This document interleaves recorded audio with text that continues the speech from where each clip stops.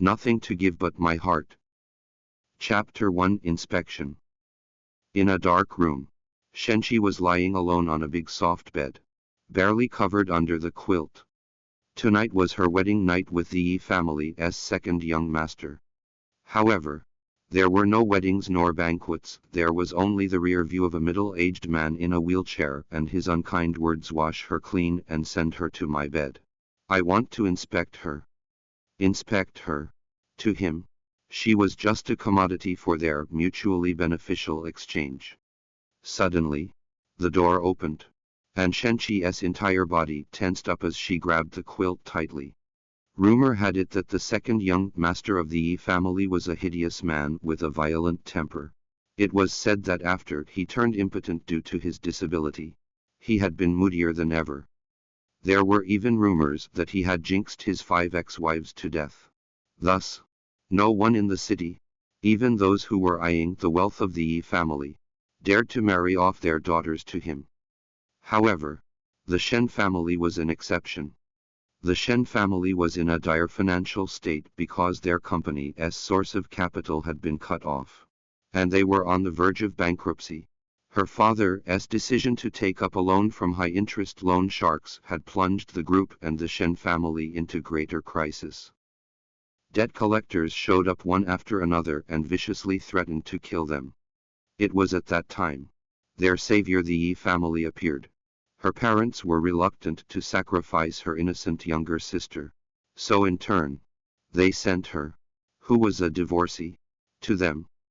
Guilt-tripped by her father's pleas, Shenchi came here in her sister's stead to marry the terrible second young master of the Yi family. As the sounds of the wheelchair moving across the floor got louder, Shenchi held her breath nervously. Through the darkness, she could see a figure coming closer and closer to her. The quilt was suddenly lifted, and then a giant hand started stroking her body. His hands were just like him, rough and cold. Ah! Shenchi couldn't help but scream. Soon after that, she heard a sneer, followed by a man asking in a low voice, "Are you afraid?" Meanwhile, the hands didn't stop caressing her. The slender fingers descended all the way from her cheeks, across her thin neck and her delicate collarbone, before heading to the direction of her infinitely alluring bosoms.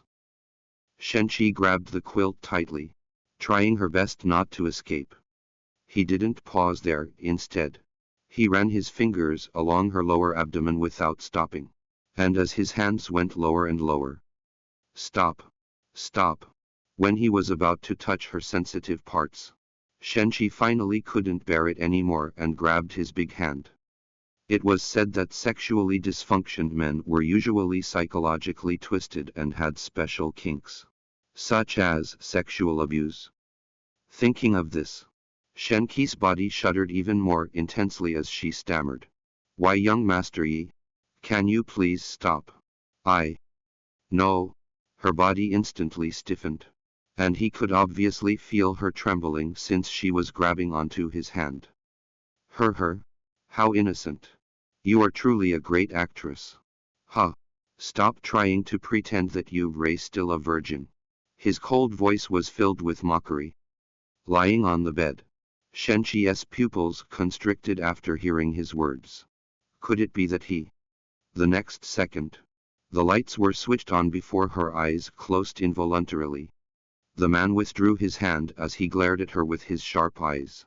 Through his thin lips, he said, "Should I call you Shenyue or Shenchi, my dear?" His icy tone made Shenchi tremble on the bed.